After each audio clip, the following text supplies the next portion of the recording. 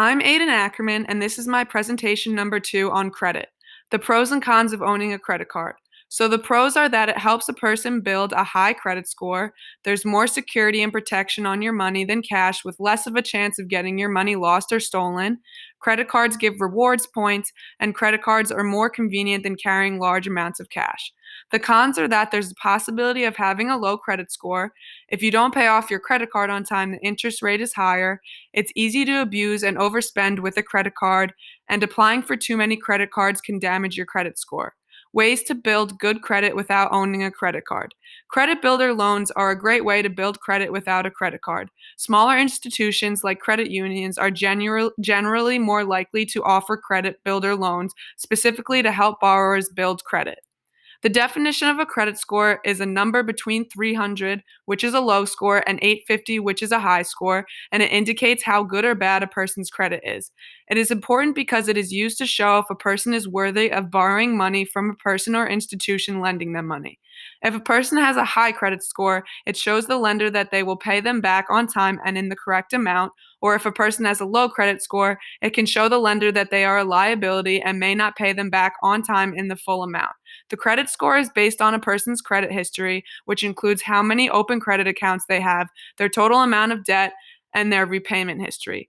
All the factors of a person's credit history are equally important because they all affect your credit score the same, such as the amount of accounts you have, the amount of time you pay off debt, and the total amounts you pay off.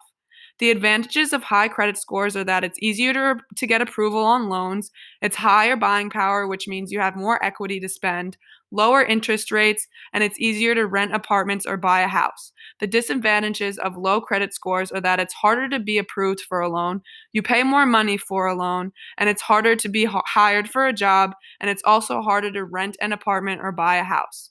So FICO is a credit score company called the Fair Isaac Corporation. The Fair Isaac Corporation helps people and businesses manage their credit score and helps them utilize their credit score in the best way.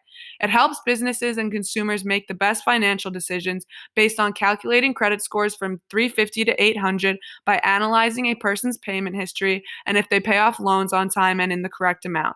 Lenders use the FICO score of people who are planning to borrow money in order to determine the borrower's credit history and credit score to see if that person is eligible enough to be granted a loan and to evaluate their credit worthiness. The Credit Card Act of 2009 was a law passed by legislation to regulate and reform the credit card industry and protect consumers. Before the law was passed, the credit card industry had the freedom to raise consumer interest rates for any reason without notice. The credit card industry also had the freedom to add unlimited fees on customers, such as unnecessary late fees and over-limit fees, even when the transactions over a customer's limit were already approved. These unwanted actions from credit card companies were stopped and regulated more closely due to the Credit Card Act of 2009, which was signed and passed by President Barack Obama. Finding my credit score. I'm able to find my own credit score for free by using websites such as Experian.com, Equifax.com, and TransUnion.com.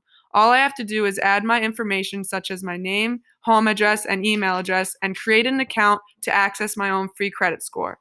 And then these are the sources that I use to get my information. Thank you.